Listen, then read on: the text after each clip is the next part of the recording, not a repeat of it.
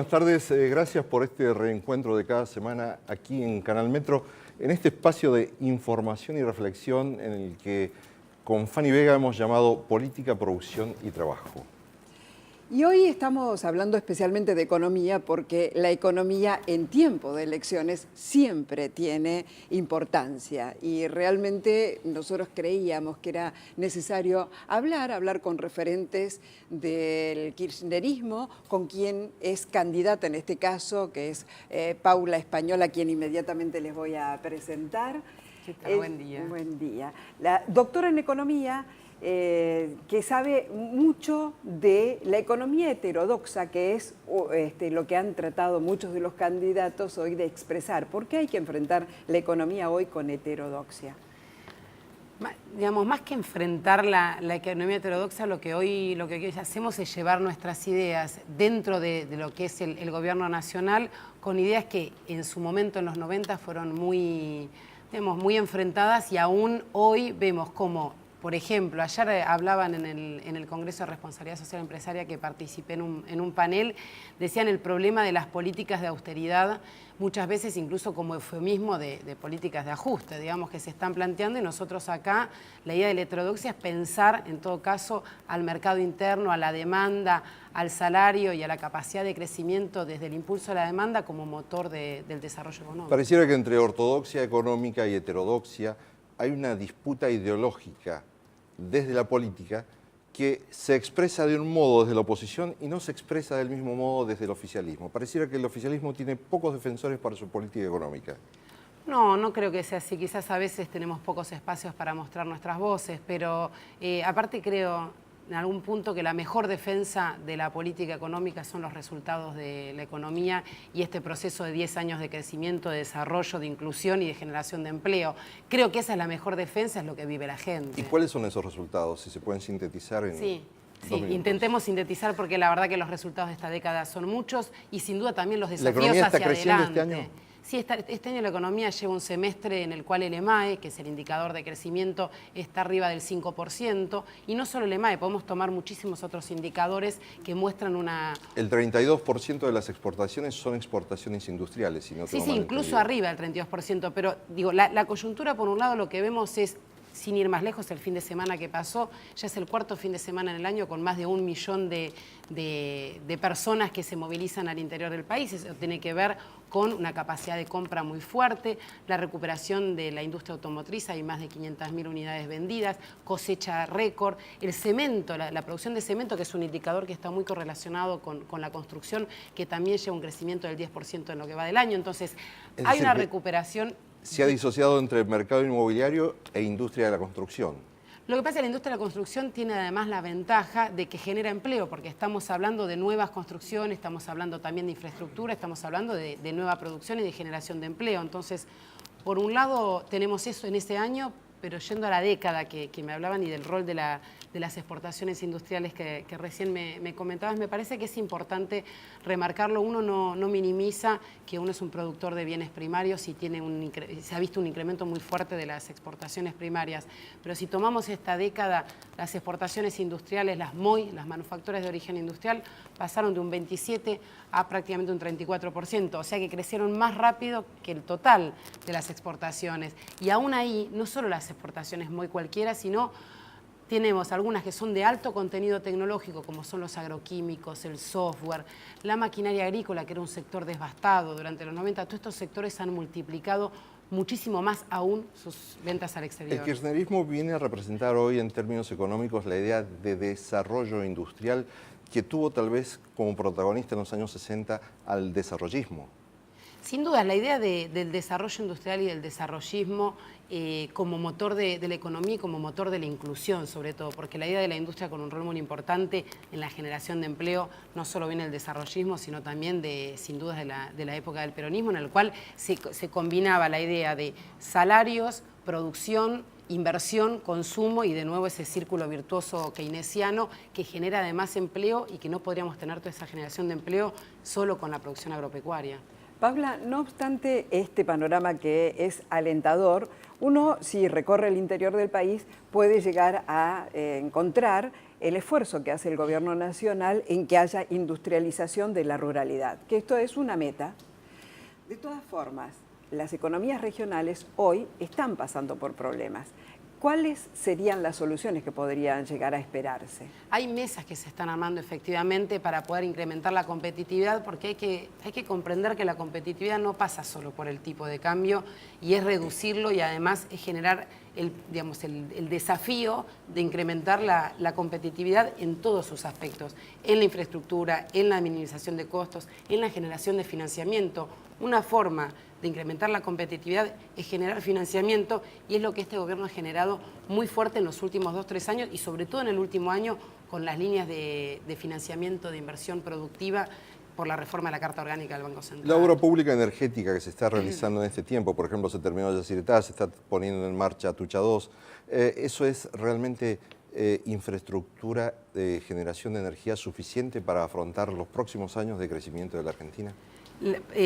Por suerte la energía sigue creciendo, y entonces la demanda de energía sigue creciendo, y en ese sentido los desafíos para continuar la inversión en producción no han cesado, porque no solo tenemos la finalización de estas obras emblemáticas como decías, de Yacyretá y Atucha 2, sino que además hemos incrementado toda la potencia en general de energía en un 50%. Se ha incrementado el transporte de la energía, que es algo también muy importante, el sistema interconectado que conecta a todas las provincias y a regiones enteras que estaban desconectadas del sistema eléctrico, como es el NOA, como es el centro y Centro Cuyo, y que además le da más estabilidad al sistema. Todas estas son inversiones que se han hecho, y hacia adelante, que también es lo importante. El desafío hacia adelante están las 2 obras de las represas del sur, Néstor Kirchner y Cepernik, que van a comenzar y que van a generar 1.740 megawatts nuevos, casi un 5% de la potencia instalada, nuevas, hidroeléctricas. Una obra de esta magnitud no se hacía hace décadas en materia de energía hidroeléctrica, y que además es algo que vale remarcar, no es que va a disfrutar, entre comillas, esta etapa el gobierno kirchnerista. No es el gobierno de Cristina que va a disfrutarlo, sino que va a llevar 4 a 7 años, por lo cual es tener una mirada a mediano y largo plazo de la cuestión energética. El hecho de que hoy esté todo el territorio nacional interconectado al sistema eléctrico, a la columna vertebral de la transmisión del transporte eléctrico, ¿eso significa que tendremos mejores posibilidades de desarrollo para economías regionales que hoy todavía están rezagadas, por ejemplo en la Patagonia? Sin dudas, sin dudas. El sistema interconectado permite que llegue la energía, pero además, como yo decía antes, también permite que el sistema sea más estable. Pero la incorporación, y no solo con energía eléctrica, con gas también. Todo el transporte de gas que se ha incrementado, los gasoductos han incrementado en un 23% en estos años, que permite no solo importar de Bolivia gas, sino además llegar a hogares, a muchísimos hogares, que antes no llegaba el gas natural, algo que nosotros estamos bastante acostumbrados. Y en materia de petróleo, ¿hay esperanza de que verdaderamente vengan las inversiones que se necesitan como para que Argentina pueda recuperarse, por lo menos en la producción? La producción se recupera con tiempo, sin dudas. Estamos en el camino de recuperar la soberanía energética. Empezamos el año pasado con la nacionalización de YPF, están viniendo importantes inversiones, no solo la de Chevron de 1.240 millones, sino Dow y muchísimas inversiones para poder explotar los hidrocarburos no convencionales, que nos van a permitir, con el tiempo de exploración que lleven, poder recuperar la soberanía energética perdida, y en todo caso tener cada vez menos que importar hidrocarburos. La semana pasada en Argentino Oil and Gas, y nosotros publicamos en Agencia SR Sur, publicamos que la previsión del gobierno, a través de las palabras de Cameron, secretario de Energía, decían que podíamos empezar a modificar la curva de importación de gas hacia el año 2015. Es decir, estamos pensando ya en fechas o en tiempos más o menos precisos de cuándo se empezaría a torcer esta declinación de la disponibilidad energética en el mercado interno. Exactamente, porque lo que hay que tener presente es que el tiempo entre la inversión en exploración y poder efectivamente tener el recurso afuera lleva mucho tiempo. Es más, a veces se habla de años e incluso de una década. Esto se está acelerando no solo porque tenemos la explotación de recursos no convencionales, sino que además se siguen explorando y sacando petróleo y gas de los recursos, digamos, de los yacimientos con explotación convencional. Y toda esta actividad de recuperación de la actividad de generación de distintas fuentes energéticas, ¿va a permitir que el capital nacional también se inserte en ese proceso de crecimiento y de reactivación de la inversión en petróleo, en gas, en energía eléctrica?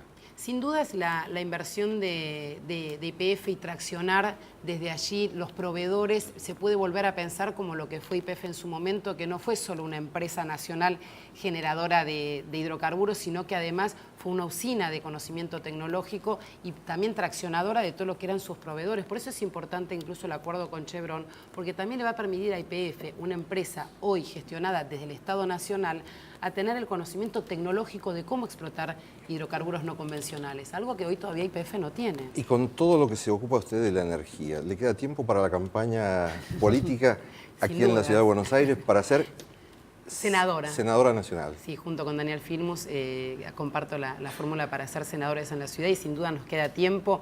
Hoy tenemos una agenda muy nutrida, de hecho tenemos una actividad interesante con Carlos Heller y con empresarios pymes para discutir sobre el rol del empresariado pyme en el proceso de desarrollo y así también hablando con vecinos, o sea, hay muchísimas actividades de lo más variadas. Y para la Ciudad de Buenos Aires, ¿cuál es el tema, o una persona que mira la Ciudad de Buenos Aires, digo, cuál es el tema que un senador podría llegar a incorporar dentro de las propuestas que podría elevar a la Cámara? Hay diversas cuestiones, porque uno en general a lo que hace directamente a la problemática de la Ciudad de Buenos Aires, uno piensa en la legislatura, porque todos los problemas que hacen a la basura, la ejecución de su presupuesto, la no ejecución, las inversiones, se ve directamente de la legislatura y se interactúa con el Ejecutivo de la ciudad, es decir, con la gestión macrista. Pero no olvidemos que todas las leyes que pasen por el Congreso y que tengan un impacto sobre la economía nacional impactan directamente sobre la ciudad. No olvidemos que ingresos brutos, que es prácticamente el 75% o arriba del 70% de los ingresos tributarios de la ciudad dependen de la actividad económica, ¿sí? Las políticas de inclusión social, la asignación universal, las jubilaciones, toda una serie de políticas que se definen desde el Ejecutivo y muchas veces son leyes que pasan por el Ejecutivo, impactan directamente en el bienestar de los porteños y las porteñas. Pablo Español, se nos agota el tiempo. Gracias por estar aquí en Política, Profesión y Trabajo. Vamos a hablar después del resultado electoral para ver cómo impactó esta política de Estado que implementa el kirchnerismo en el electorado de la Ciudad de Buenos Aires. Muchas gracias a ustedes por este tiempo. Seguimos en Política, Profesión y Trabajo después de la pausa.